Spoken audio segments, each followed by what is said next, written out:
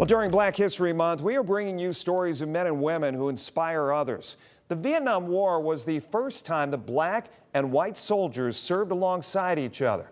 In some cases, there was friction, but most other times, they became like brothers. Dan Cummins has the story of Jack Robinson, who was in the Army from 67 to 70. Dan? Jack Robinson grew up in tiny Hubbard, Ohio. That's near Youngstown. The Vietnam War was ramping up. His mother wanted him to go to Canada to avoid getting drafted. But Jack's father had served with General Patton in Africa during World War II. So when Jack's friends began going off to the military, that was that. So I went home. I told Mom, as the mom said, I just enlisted for the Army. I thought she was going to kill me. My dad looks at me and says, "Proud of you, son." Jack went to basic training, spent time at Fort Knox, excelling in engine mechanics. He was fast-tracked into learning and maintaining a Huey helicopter and was sent to Vietnam as a Huey crew chief in 1968. Transporting soldiers into and out of trouble. Race? It was there, but not in his aircraft. You get calls over the radio, and you're listening, and you never ask, was this guy black? Was he white? Is he fat? Is he thin? All we wanted to know is your location and how many of you is there. His chopper was shot at a lot. One close call he'll never forget. Back at base, someone noticed a bullet hole in the rotor, then a hole in the roof of the Huey.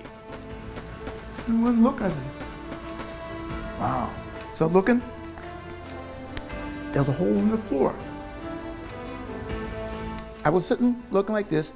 It came up to the floor, between my legs, missed my head, and out through the roof and through the main rotor blade.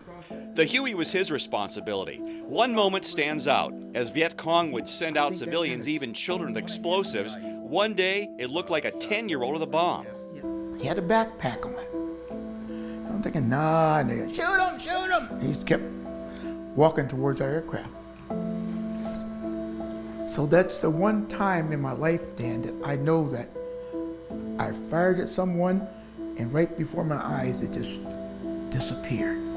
That haunted Jack for 20 years. He has suffered from PTSD, but a VA counselor recommended he write a letter telling that very story. Sometimes putting a haunting memory into words can heal.